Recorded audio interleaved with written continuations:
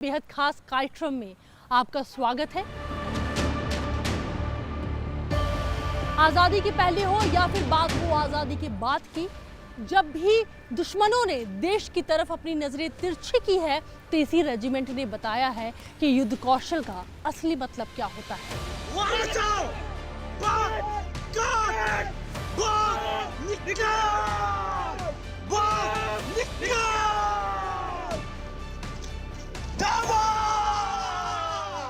आज की पीढ़ियां हो या फिर आने वाली पीढ़ियां, हम अपने इस कार्यक्रम के जरिए उनको बताने जा रहे हैं कि राजरिफ्त में अगर कोई भारतीय सेना का जवान शामिल होता है तो उसका असली मतलब क्या है, कितना समृद्ध है राजपूताना राइफल्स का इतिहास। राजरिफ्त के वीर हम, राजरिफ्त के वीर हम, काल के भी काल हैं, उतरते हैं युद्ध में तो करते भूमि लाल हैं। जहाँ जहाँ गए जहाँ में छाप वहीं छोड़ दी, मिसाल सारी वीरता की राजरिफ्त ने तोड़ दी। जिसे जाना ही जाता है पाकिस्तान के साथ युद्ध करने के लिए, फिर चाहे वो 47 का युद्ध हो, 65 का हो या फिर 71 का, इस रेजिमेंट ने साबित किया कि दुश्मन को हार का मजा चखाना क्या होता है। अब हम आगे बात करते हैं। हमारे साथ जुड़ रहे हैं commandant Rajputana rifles regimental centre के ब्रिगेडियर अभिजीत चंद्रा, सेना मेडल। सर, स्वागत है आपका संसद टीवी पर। हम बात कर रहे हैं एक ऐसी रेजिमेंट के बारे में जिसकी संस्कृति बहुत पुरानी है, इतिहास बहुत पुराना है और जो जीत का परचम लहराया वो कहानी बहुत पुरानी है। क्या कहेंगे सर आप? जी, आपने एकदम सही कहा कि राजपूताना राइफल्स इंडियन आर्मी की सबसे पुरानी राइफल रेजिमेंट है। हमारी हिस्ट्री तकरीबन 175 साल पुरानी जाती है। ये रेजिमेंट ने 1914 में और फर्स्ट वर्ल्ड वॉर में, 1942 में, सेकेंड वर्ल्ड वॉर में, हर जगह पे पूरे देश और विदेश में बहुत लड़ाइयाँ लड़ी और हर जगह पे जीत हासिल की।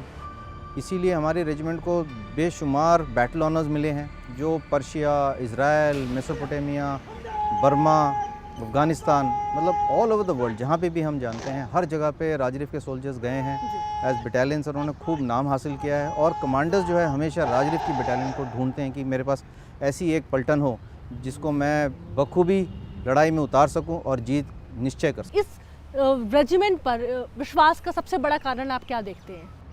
कारण ये है कि राजपूताना राइफल्स की रेजिमेंट की बटालियंस को दस्तूरी बटालियंस बोला जाता है। ये बहुत दस्तूरी रेजिमेंट है। दस्तूरी रेजिमेंट्स वो होती हैं जो बहुत पुरानी हिस्ट्री से आती हैं, जहाँ पे फादर थे, फादर के बेटे आए, फिर उनके बेटे आए, तो जनरेशन आफ्टर जनरेशन ये जो हैं पलटनों में सर्व करते रहते हैं। तो जो ट्रेडिशन है लड़ाई का, जो ट्रेडिशन है वैलर का, जो ट्रेडिशन है सैक्रिफाइस का, वो जो है उनके साथ चलता रहता है। तो इसीलिए हमारे यहाँ जो काम होता है वो बड़ी दस्तूरी तरीके से होता है। हर चीज़ का प्रोसीजर बना हुआ है, हर काम को हम उसी हिसाब से करते हैं। इसीलिए जो है हर कमांडर का कॉन्फिडेंस हमारे ऊपर रहता है। और ये चीज़ हम लड़ाई के मैदान में हो, खेल के मैदान में हो, शूटिंग के मैदान में हो, किसी भी मैदान में देखो, हमने अपना नाम बहुत रोशन किया हुआ है। अगर आप हमारी हिस्ट्री को देखो तो हर जगह पे जैसे कई टाइप के जो रियासतें होती थी हमारे देश में, तो वहाँ पे जो आर्मीज़ खड़ी हुई, जो राजे महाराजे थे, तो हम तकरीबन हमारी उनकी बटालियंस ने, हमने उनको एक्सेप्ट किया और उन्हीं से जो है हमारी पूरी लाइनेज चल रही है। जैसे मैं आपको एग्जांपल देता हूँ 17 राजरिफ्त का। जो राजा सवाई मानसिंह की खुद की पूरी आर्मी जो है, जब ये रियासतें ख़त्म हो गई, जब देश आज़ाद हुआ, तो ये पूरी की पूरी उनकी जो लीनेज है वो आ गई 17 राजरिफ्त बन के। तो आज भी 17 राजरिफ्त जो है सवाई मान के नाम से जानी जाती है, क्योंकि सवाई मानसिंह की पूरी आर्मी के जो हैं लीनेज उसमें आई हुई है। इसी प्रकार से पुरानी रेजिमेंट होने के कारण जो हिस्ट्रीज़ हैं, जो फादर ने कभी लड़ाई लड़ी गया, ग्रैंडफादर ने लड़ाई लड़ी वर्ल्ड वॉर में, वो उन्होंने अपने बच्चे को बताई, उन्होंने फिर आगे बताई। तो ऐसे करके जो लड़ाई की हिस्ट्री है, जो चीज़ें हैं, जो वैलर है, वो जो है family for family, generation to generation travel होता है। यही हमारी रेजिमेंट की खासियत है। 31 हफ्तों की जो ट्रेनिंग होती है अभिजीत सर, ये कितनी महत्वपूर्ण होती है? हाँ, जो हमारी ट्रेनिंग है, जो भी ट्रेनिंग है, आप ये सोचो कि हम एक सिविल से आने वाले 17-18 साल के युवक को हम जो है उसे एक सोल्जर बना के बाहर भेजते हैं, जिससे कि जब वो फील्ड में पहुंचता है तो वो अपने आप में हर प्रकार की परिस्थितियों से जूझने में सक्षम होता है। वो हर परिस्थिति में, जो भी विषम से विषम परिस्थिति हो, उसमें दिमाग ठंडा रखते हुए एक डिसीजन लेने के काबिल होना चाहिए। तो इसी के लिए ये 31 हफ्ते की जो ट्रेनिंग है, ये बहुत महत्वपूर्ण है। इसको कई हिस्सों में बांटा गया है। सबसे पहले जो है फिज़िकल फिटनेस, कि जब आप बाहर से आते हैं तो आपकी क्या फिज़िकल फिटनेस, हर चीज़ की एक स्टैंडर्ड बना हुआ है, दौड़ में, चिनअप्स में, जिससे कि आपकी ऊपरी शरीर, आपके बाकी दौड़ की प्रतिक्रियाएं प्लस आपके जो मस्तिष्क है, इनकी सबकी ट्रेनिंग दी जाती है। उसके बाद होता है आपका ड्रिल। ड्रिल बहुत ज़रूरी है लड़ाई में, क्योंकि उसका हम कैसे यूज़ करते हैं कि जब हम एक वर्ड ऑफ कमांड देते हैं तो पूरी की पूरी टोली एक साथ उस पर एक्ट करती है। तो लड़ाई में भी यही कार्रवाई होती है, तो इसीलिए ड्रिल बहुत ज़रूरी है।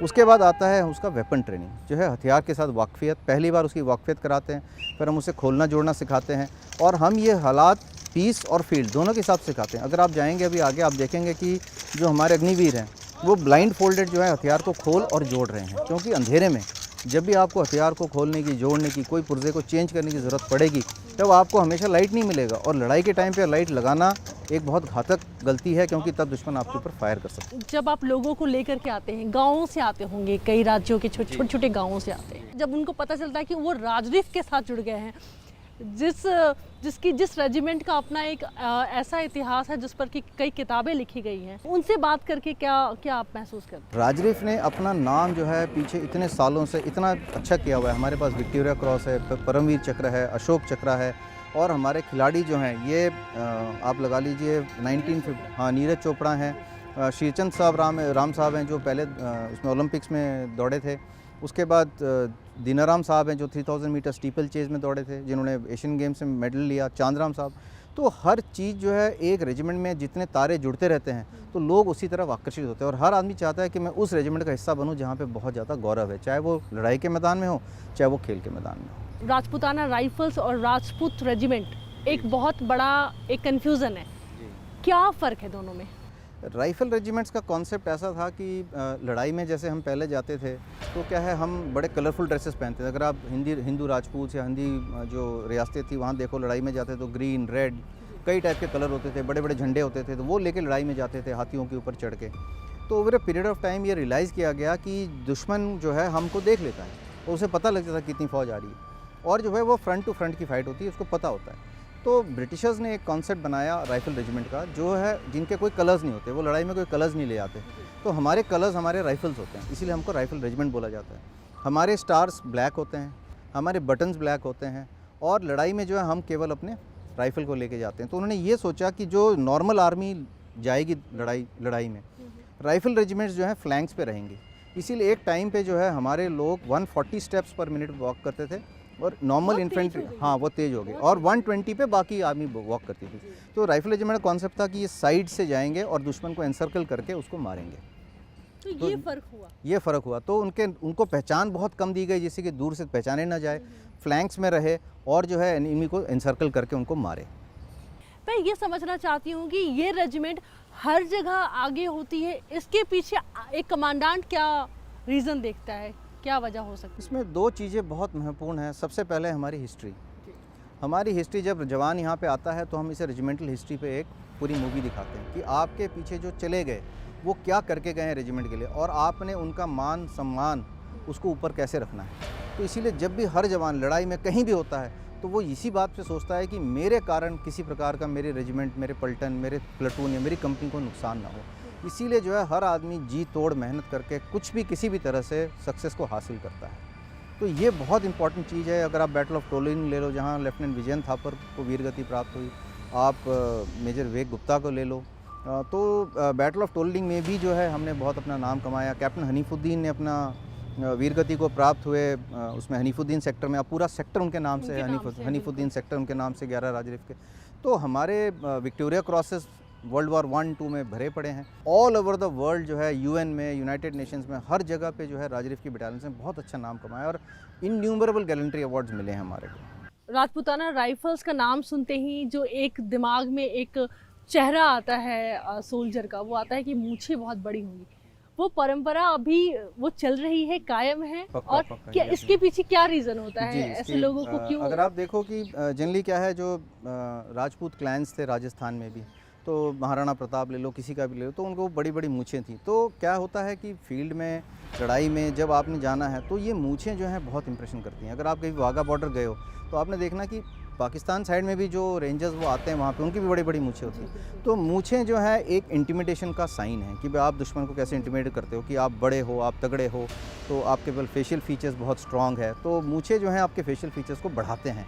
उसी हिसाब से हमारे यहाँ भी ट्रेडिशन है कि जो हवलदार्स हैं, जो सीनियर एनसीओज़ हैं, जवान हैं ड्रिल में, वो जो है बड़ी बड़ी मूछें रखते हैं अपने फेशियल फीचर्स को या अपने मार्शियल स्टेटस को दिखाने के लिए। इस उद्घोष का क्या मतलब है, वीर भोगे वसुंधरा? एक्चुअली जो राजरीफ का जो बैटल क्राई है वो है राजा रामचंद्र की जय।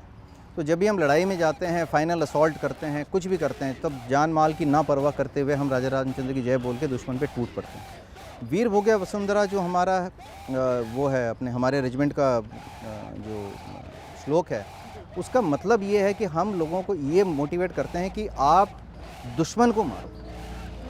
अपने आप को तो खैर जब आप लड़ाई में जाते हो तो आपको वीर गति किसी न किसी को तो प्राप्त होगी, क्योंकि हर आदमी तो वापस नहीं है जिंदा आ सकता। लेकिन ये होता है कि वीर भोगे वसुंधरा, तो अगर आप वीरता से लड़ोगे और धरती को जीतोगे तो ही उसका सुख आप पा सकते हो। वैसे तो आप लड़ाई से भाग के भी कहीं छुप के रह सकते हो, लेकिन आपका मान सम्मान कुछ नहीं बचेगा। लड़ो और जियो और जीतो और जिंदा रहो, और तभी आप धरती को भोग सकते हो। उसी का फायदा है। सर बहुत बहुत शुक्रिया। थैंक यू मैम, हमसे बातचीत करने के लिए सर। बहुत अच्छी जानकारी जो है Thank वो you. आपके माध्यम से हम तक Welcome. पहुंची है। और यहाँ से हम आपको म्यूजियम लेकर जा रहे हैं, जहाँ पर राजरीफ की वो कहानी हम आपसे शेयर करेंगे, हम आपसे साझा करेंगे, जो आपको ज़रूर जानना चाहिए और जो आने वाली पीढ़ी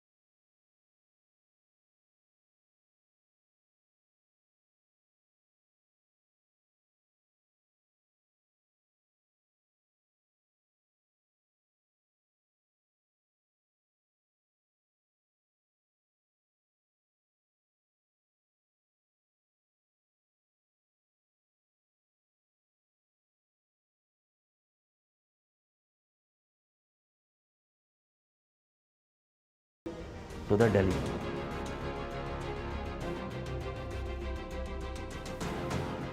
ये कौन सा सेक्शन है म्यूजियम का? ये this section is glint from the past. This section is devoted towards the evolution, contribution of all the battalions of the regiment pre-independence, that is before 1947. आज़ादी के पहले, आज़ादी के जो पहले। राजपूताना राइफल्स ने जो वीरता दिखाई है उसकी झलक हमें यहाँ पर दिख रही है। और जैसे कि हम तस्वीरों में भी देख सकते हैं कि यहाँ पे कैप्चर्ड फ्लैग है। सर ये फ्लैग कहाँ का है? सेकेंड वर्ल्ड वॉर में हमारे रेजिमेंट ने पार्टिसिपेट, हमारे बटालियंस ने पार्टिसिपेट किया था। उन्होंने जर्मनी के लड़ाई में उन्होंने जर्मनी से फ्लैग कैप्चर किया। On the right hand side you can see the Japanese weapons and equipments, because they were also participated in the Second World War. उनके captured weapons और equipments यहाँ पे आप देख सकते हैं। And on towards the left side, ये जो है weapons and equipments जर्मनी से भी कैप्चर हुए हैं, जैसे साइट्स हैं, वेपन के साइट्स हैं, हेलमेट्स हैं, ये भी सेकेंड वर्ल्ड वॉर में कैप्चर हुए थे। ये पेंटिंग जो है डिनोट करता है कि वर्ल्ड वॉर 1 में के टाइम पे जितने ही बटालियंस ने पार्टिसिपेट किया उसकी ये पेंटिंग हर एक युद्ध की एक झलक है, जो इस आप पेंटिंग में आप देख सकते हैं। वक्त के साथ जैसे जैसे समय बदला वैसे वैसे राजरीफ की यूनिफॉर्म में काफ़ी चेंजेस आए हैं।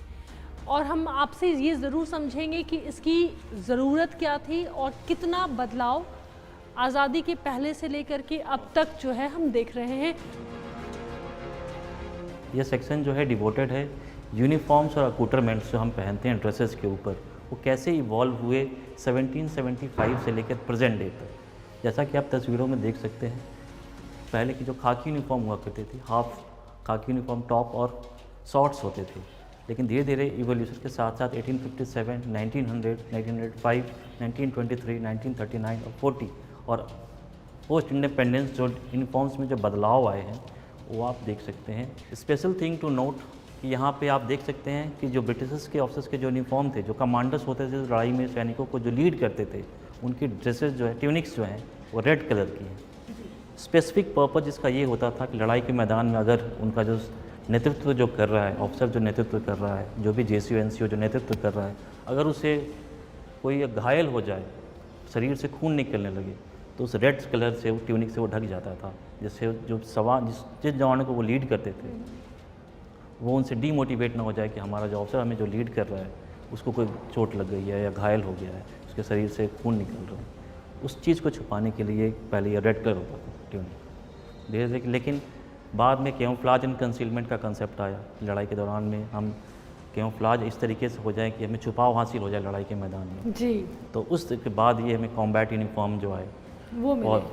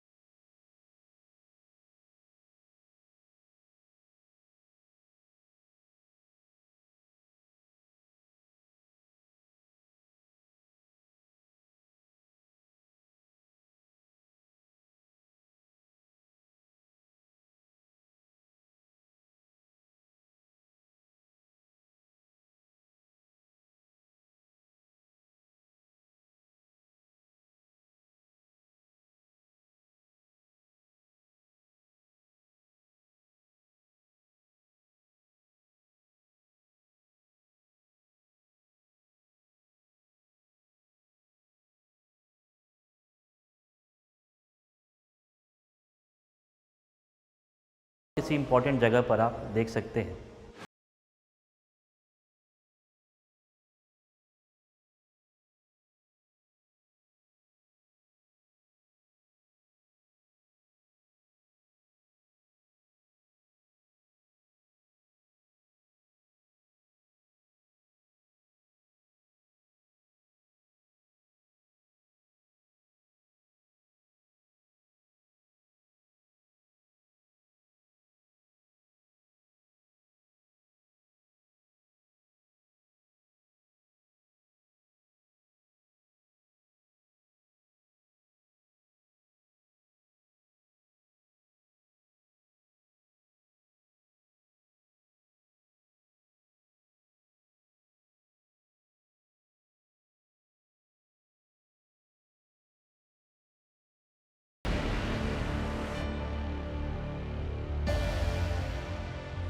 जहाँ जहाँ गए हम छाप वहीं छोड़ दी, मिसाल सारी वीरता की राजरिफ ने तोड़ दी।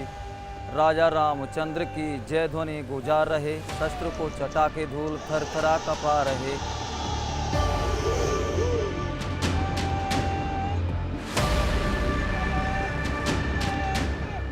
राजरिफ के वृक्ष की ये पलटने ये डाल हैं, पत्र पुष्प वीर हम सजाते विजय माल हैं। राजरिफ के वीर हम काल के भी काल हैं, कूदते हैं युद्ध में तो करते भूमि लाल हैं। भरी पड़ी हैं सैकड़ों कहानियाँ कमाल की, वीर भोग वसुंधरा आदर्श बेमिसाल की। आँच आने देंगे नहीं आन बान शान पर, आँख फोड़ देंगे हम बड़े जो हिंदुस्तान पर। रखते सिर हथेली पर चलते सिंह चाल हैं, आंधी है तूफान है प्रचंड हम भूचाल हैं। राजरिफ के वीर हम काल के भी काल हैं।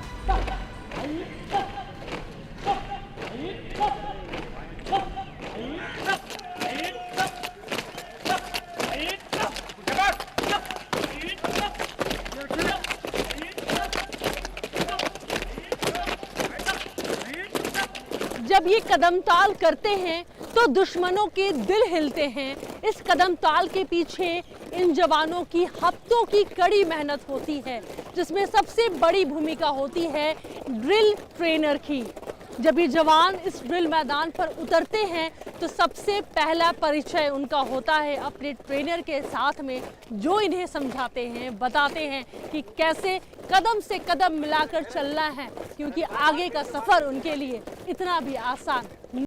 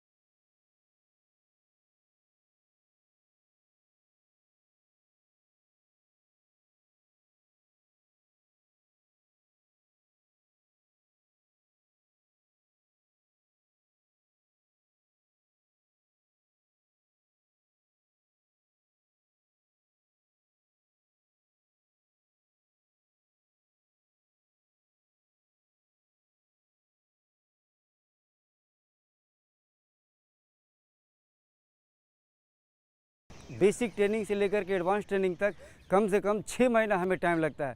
जो एक बेसिक स्टेज है, first class, third class, second class, जिसके बीच में कार्रवाई करने के लिए थर्ड क्लास रॉप को कराने के लिए कम से कम 3 से 4 दिन हमें टाइम लगता है। तो इसको इम्प्रूव कराने के लिए धीरे धीरे हम स्टेज ऑफ ट्रेनिंग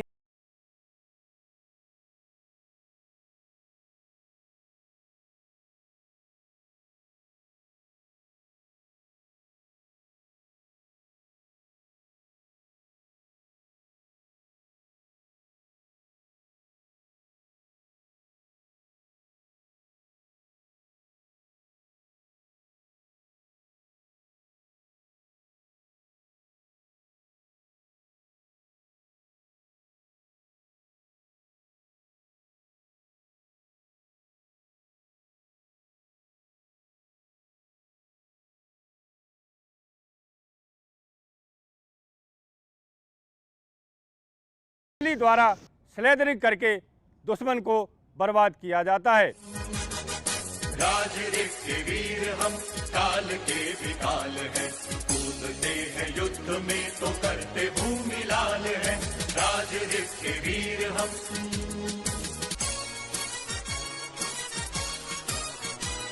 जहाँ जहाँ गए जहाँ में छाप वहीं छोड़ दी, मिसाल सारी वीरता की राज ने तोड़ दी। राजा रामचंद्र की जय ध्वनि गुंजा रहे, शत्रु को चटा के धूल थर थरा कपा रहे। राज के वृक्ष की राजपूताना राइफल्स का युद्ध घोष है राजा रामचंद्र की जय, और इनका ध्येय वाक्य है वीर भोग्या वसुंधरा। मतलब जो वीर होते हैं, जो बहादुर होते हैं, उन्हें ही धरती पर केवल सुख भोगने का अधिकार होता है। पहले और दूसरे युद्ध में राजपूताना राइफल्स के 30,000 से अधिक जवानों ने अपनी जान दे दी। अब मैं जो आपको बताने वाली हूँ, हो सकता है कि ये बात आपको अंदर तक झकझोर कर रखती है, लेकिन ये बात बिल्कुल सच है। आप मेरे पीछे इन नामों को देखिए, ये वो नाम हैं जिन्होंने देश की रक्षा के लिए अपनी जान की परवाह किए बगैर कुर्बानी दे दी। और यहाँ पर जो खाली जगह है, यहाँ पर इसलिए इस खाली जगह को छोड़ा गया है ताकि उन नामों को आगे चल करके यहाँ पर उकेरा जा सके, जो देश के लिए आगे अपनी जान की कुर्बानी देंगे, क्योंकि उनके लिए वतन सर्वोपरि है। आज के लिए इतना ही। देखते रहें आप संसद टीवी। नमस्कार। आज आने देंगे नहीं आन बान शान पर, आंख फोड़ देंगे हम बड़े जो हिंदुस्तान पर। रखते सिर हथेली पर, चलते सिंह चाल है, आंधी है तूफान है, प्रचंड हम भूचाल है। राज के वीर हम, राज के वीर हम।